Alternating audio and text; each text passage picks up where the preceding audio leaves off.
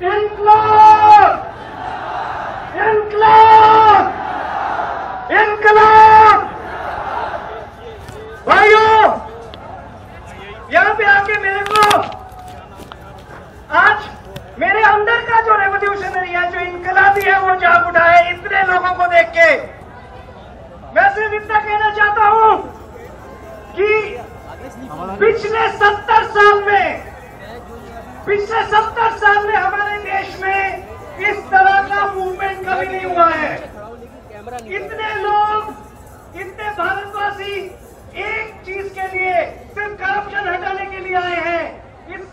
इसके लिए अन्ना जी अकेले एक लीडर है जो इसको सामने ला सके हैं, और उनके लीडरशिप का मैं शुक्रगुजार हूं। शुक्रिया अन्ना जी, आपको मेरा प्रणाम। यहाँ पे कई तरह के लोग आए हैं, लेकिन अभी तक बिजनेस बैकग्राउंड से कोई नहीं आया है। बिजनेस बैकग्राउंड से कोई इसलिए नहीं आया है क्योंकि सब डरते हैं। सब डरते हैं कि अगर हम यहाँ पे आ जाए तो कल को हमारे पीछे टैक्स वाले भागेंगे, हमारे पीछे गवर्नमेंट भागेंगी, और सब डरते हैं।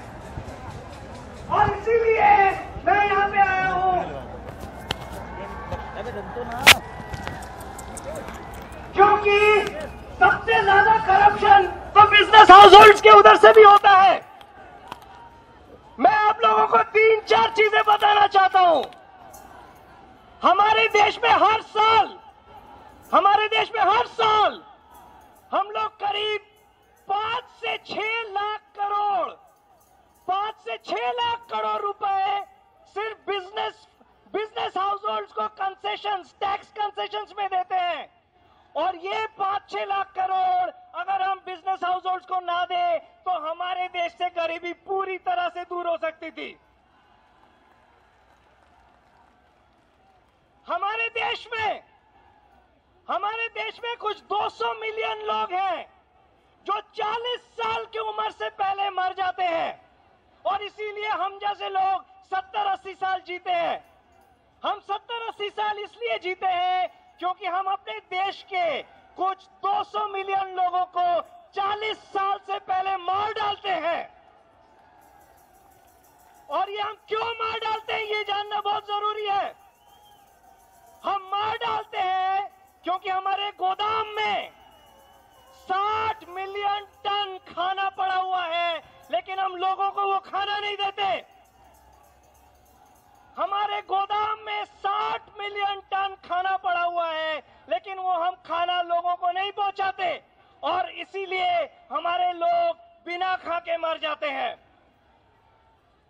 हमारे देश में करप्शन इतना ज्यादा है, इतना ज्यादा भ्रष्टाचार है, और इस भ्रष्टाचार के पीछे कारण यह है कि गवर्नमेंट हर बजट में जो अमीर लोग हैं उनके लिए कुछ ना कुछ जरूर करती है, लेकिन भ्रष्टाचार दूर करने के लिए जो चीजें करना चाहिए वो नहीं करती। और इसीलिए अन्ना जी को आज सड़क पे उतरना पड़ा है। अन्ना जी जिंदाबाद! अन्ना जी जिंदाबाद! अन्ना जी जिंदाबाद!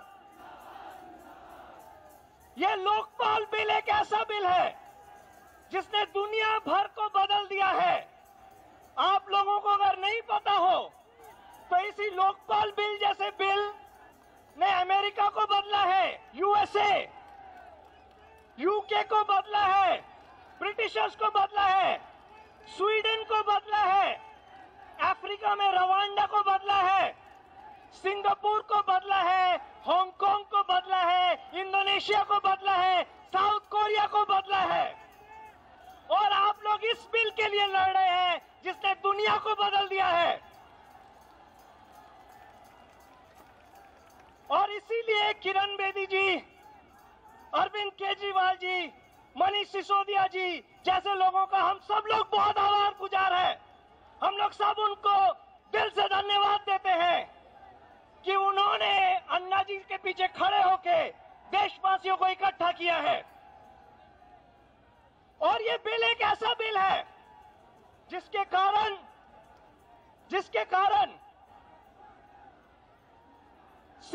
कोरिया जैसे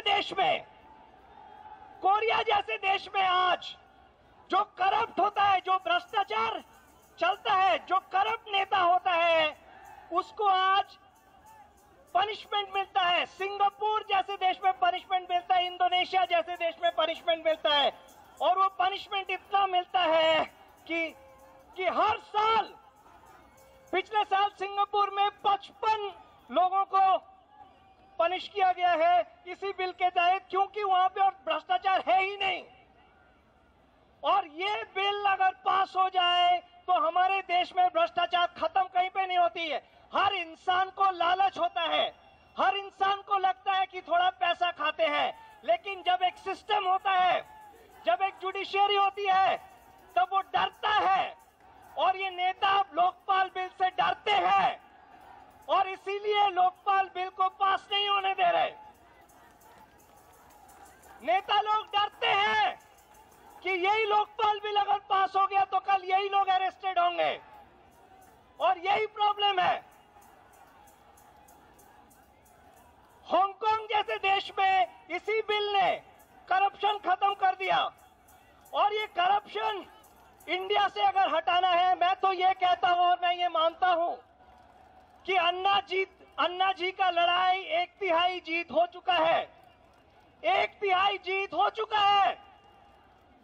गवर्नमेंट ने अभी तक जो जो चीजें बोला है, उनसे मैं ये मानता हूं एक लोकपाल बिल जरूर आएगा, और हम लोग 33% ये लड़ाई जीत चुके हैं। और मैं ये कहना चाहता हूं, ये लड़ाई अगर हम 50% भी जीत जाए तो ये देश बदल जाएगा, और आप लोग सब इसके पीछे जुटे रहिए।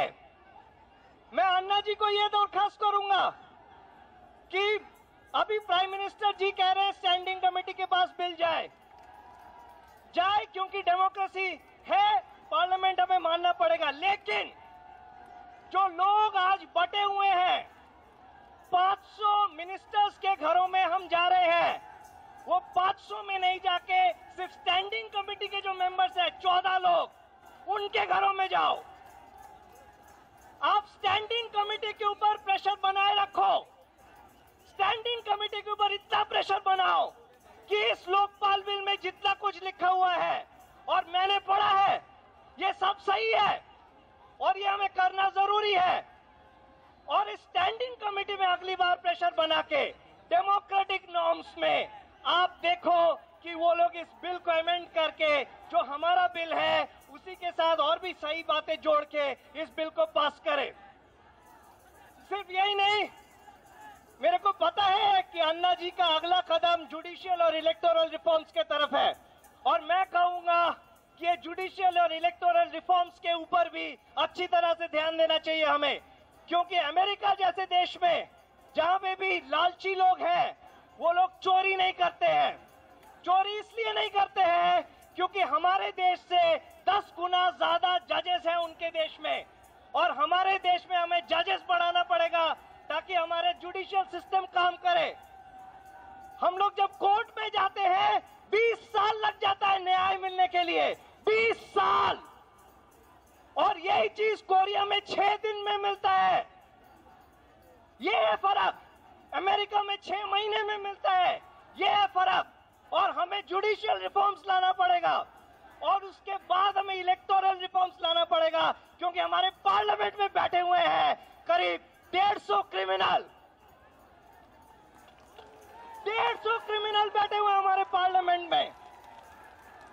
और ये क्रिमिनल्स ऐसे लोग हैं, जब 2001 में बातचीत चली कि criminal should not be allowed to fight for election, criminals को इलेक्शन में हम लड़ने नहीं देंगे, तब सारी की सारी गवर्नमेंट उठ के एक साथ आ गई और उन्होंने 2 सिटिंग के अंदर 2 बार बैठक करके बिल पास कर दिया कि क्रिमिनल्स इलेक्शन लड़ सकते हैं। तो लोकपाल बिल क्यों नहीं पास करते देते?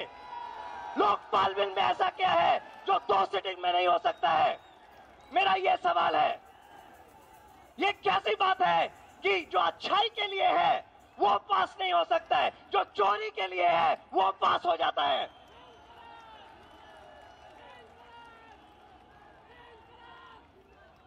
आप लोग ये दबाव बनाए रखें, क्योंकि देश बदल रहा है और दुनिया देख रही है ये देश बदल रहा है। और ये देश इसलिए बदल रहा है क्योंकि अन्ना जी इन्होंने ये लीडरशिप लिया है। मैं नहीं चाहता कि ये अपना फास्ट और रखें, क्योंकि वो ऑलमोस्ट जीत चुके हैं।